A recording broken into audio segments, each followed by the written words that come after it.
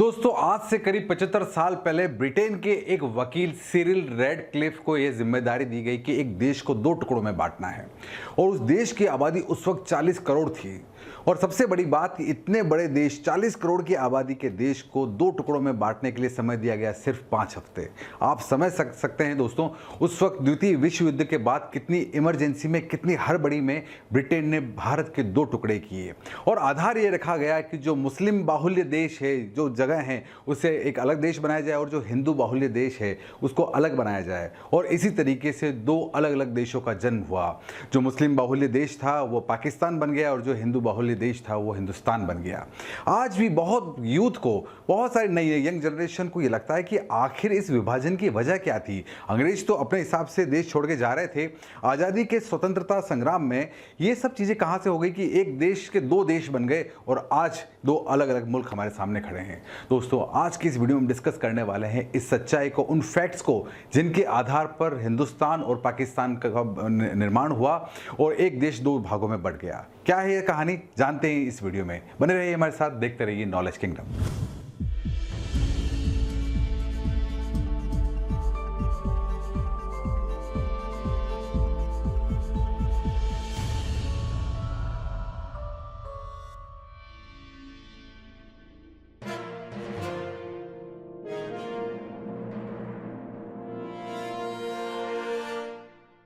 दोस्तों अगस्त 1947 से दक्षिण एशिया के दो देश अपना अपना स्वतंत्रता दिवस मनाते हैं। यदि हम पाकिस्तान की बात करें तो वहाँ पे यौम आज़ादी मनाया जाता है और 15 अगस्त को अगले दिन यानी हमारे हिंदुस्तान में जश्न आज़ादी यानी स्वतंत्रता दिवस मनाया जाता है। लेकिन स्वतंत्रता की इस पूरी कहानी का जो काला सच है वो बड़ा भयावह है।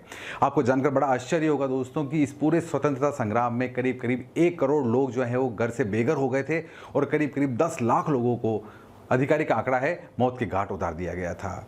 इस भयावह सच के पीछे जो वजह रही थी, सबसे बड़ी जो सेल्फिशनेस थी वो ब्रिटिश हुकूमत की थी। उन्होंने फ़ायदा उठाया इंडियन नेशनल कांग्रेस और मुस्लिम लीग के उन हितों का। उन्होंने अपनी राजनीतिक महत्वाकांक्षा के कारण ऐसा प्रपोजल बनाया कि इस बंटवारे के अंदर जो जहाँ जिस मेजोरिटी में है उसको वह देश बना दिया जाएगा, यानी कि जिस हिस्से में मुस्लिम ज़्यादा हैं वहाँ पे पाकिस्तान बना दिया जाए और जहाँ पर हिंदू ज़्यादा हैं वहाँ का हिंदू कम्युनिटी के हिसाब से उनको हिंदुस्तान बना दिया जाए। जब इसका सर्वे किया गया तो ये पाया गया कि अभी जहाँ पर जो पाकिस्तान है वहाँ पर मुस्लिम मेजोरिटी ज़्यादा है तो उन्होंने उसे पाकिस्तान बना दिया। बीच का हिस्सा हमारा हिंदुस्तान हमारे पास है और पूर्वी बंगाल उस वक्त जो मुस्लिम मेजोरिटी में था उसे भी पाकिस्तान बना दिया गया। तो नतीजा ये हुआ कि हिंदुस्तान 3 टुकड़ों में बढ़ गया। पहला पाकिस्तान, दूसरा आज का हमारा भारत और तीसरा जो था वो पूर्वी बंगाल, उसे उस वक्त पूर्वी पाकिस्तान कहा जाने लगा। इन दोनों देशों के बीच की दूरी यानी कि जो नया ये पूर्वी पाकिस्तान और पश्चिमी पाकिस्तान के बीच की जो दूरी थी वो 1700 किलोमीटर थी और बड़ी अजीब स्थिति थी उस वक्त। इन सभी परिस्थितियों के बीच मुस्लिम कम्युनिटी के जो सबसे प्रमुख लीडर थे वो मोहम्मद अली जिन्ना थे। जिन्ना चाहते थे कि एक ऐसी जगह हो जहां मुस्लिम अपने मुताबिक अपने रूल से रह सकें। तो वे चाहते थे कि एक सेपरेट देश बने जिसको हम पाकिस्तान कह सकें। खैर मैं आपको बता दूं जानकारी कि 1930 से पहले पाकिस्तान बनाने की कोई योजना नहीं थी, किसी भी प्रकार का कोई प्लान नहीं था।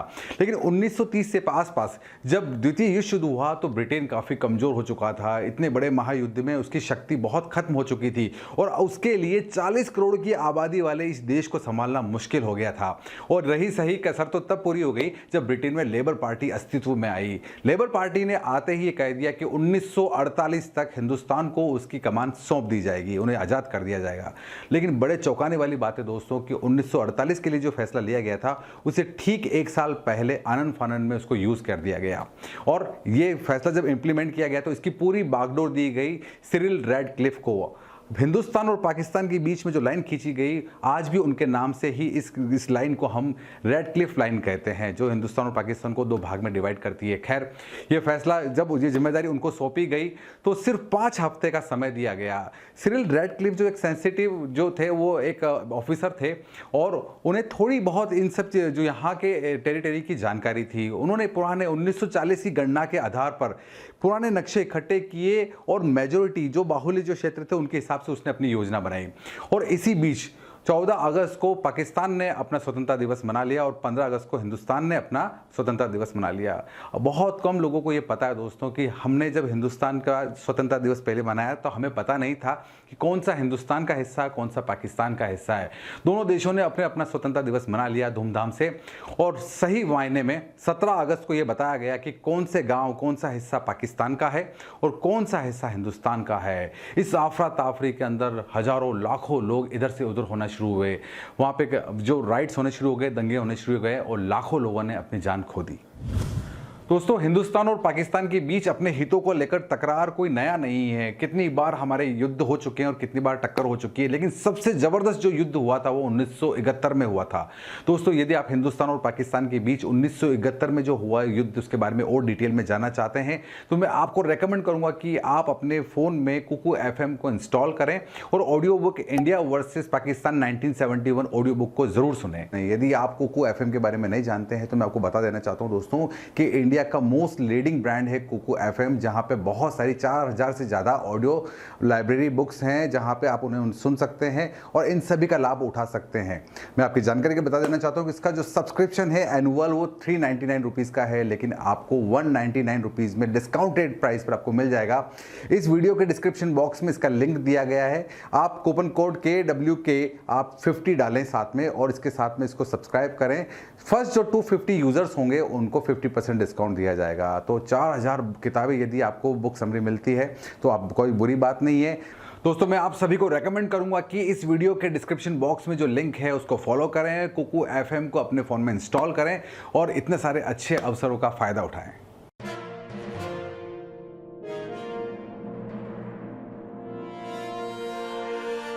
दोस्तों, इस आग में घी डालने का काम किया ब्रिटिश हुकूमत के अंतिम वारसराय लुइस माउंटबेटन ने, जिन्होंने बिना सोचे समझे लास्ट मोमेंट पे हिंदुस्तान छोड़ने का फैसला कर दिया कि अब ब्रिटिश हुकूमत इस देश को आज़ाद करने जा रही है।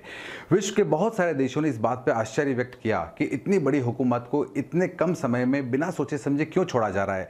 धर्म जो एक बहुत बड़ा मुद्दा था हिंदुस्तान में, चाहे वो मुस्लिम हो चाहे वो हिंदू हो, उन दोनों के लिए एक बहुत मायना रखता था धर्म, और इतने बड़े देश का राज वो अचानक छोड़ के जा रहे थे बिना किसी प्लानिंग के।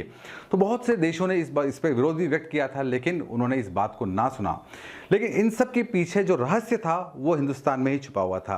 दरअसल 1947 के आसपास की स्थिति ये थी, खासकर अगर हम बात करें ब्रिटिश हुकूमत की, तो द्वितीय विश्व युद्ध के बाद वो इतने खोखले हो चुके थे और वे इतने कमजोर हो चुके थे आर्थिक रूप से कि वे अब हिंदुस्तान में राज करना बड़ा मुश्किल हो गया था। 1942 की बात है दोस्तों कि उस वक्त जब भारत छोड़ो आंदोलन चल रहा था तो ब्रिटिश हुकूमत ने अपनी 55 बटालियन इसको विरोध को दबाने के लिए तैनात कर दी थी, जिसके विरोध में पूरे देश में दंगे भड़क गए थे। 1942 में भी एक सबसे बड़ी गलती ब्रिटिश हुकूमत ने यह की थी कि जब सूखा पड़ा, खाने की कमी होने लगी, बढ़ती बेरोजगारी और इतनी बड़ी पॉपुलेशन को एक साथ मैनेज करना, साथ साथ में इतने सारे विरोध को झेलने के लिए उनको एक्स्ट्रा लोगों को बुलाना पड़ रहा था। स्थितियां पूरी देश में इस प्रकार की हो गई थी कि उनके सारे रिसोर्सेज मिलाकर भी फायदा नहीं बना पा रहे थे। तो भारत में अब रहना उनके लिए फायदे की बात नहीं थी और रही सही कसर तब पूरी हो गई जब उन्होंने 1942 में बंगाल के अंदर राशनिंग व्यवस्था शुरू कर दी, यानी कि अब जो सामान मिलेगा उनकी अनुमति से फिक्स आपको राशन से ही मिलेगा। यह बात नागवार गुजरी हिंदुस्तान के लोगों को और पूरे देश में दंगे भड़क गए। इन सभी बातों का नतीजा यह हुआ कि मुस्लिम लीग और मोहम्मद अली जिन्ना ने साफ साफ कह दिया कि मुसलमानों को रहने के लिए अपने हिसाब से कोई जगह दे दी जाए जिसे हम पाकिस्तान कहेंगे, और अब साथ में रहना बड़ा मुश्किल हो गया है। तो ठीक इसी वक्त देश में दंगे भड़क गए।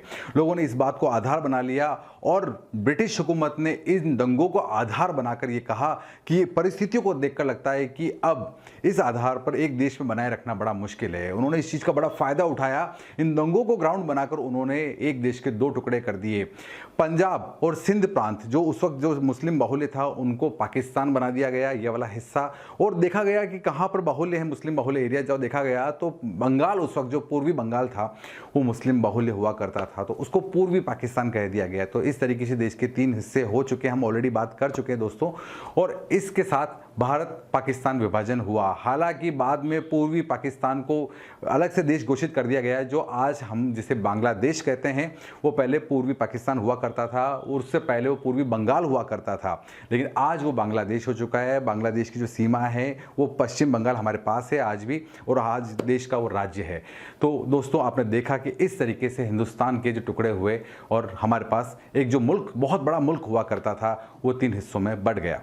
दोस्तों, यदि वीडियो आपको पसंद आया है तो इस चैनल को सब्सक्राइब करना ना भूलें और साथ में आने वाले बेल आइकन को प्रेस करना ना भूलें, ताकि आपको हमारे ऐसे और भी रोचक वीडियो अलग समय समय पर अपने मोबाइल पर देखने को मिलें और आप इसी तरीके से हमसे जुड़े रहें। Thank you so much. Thanks for watching this video. Thank you.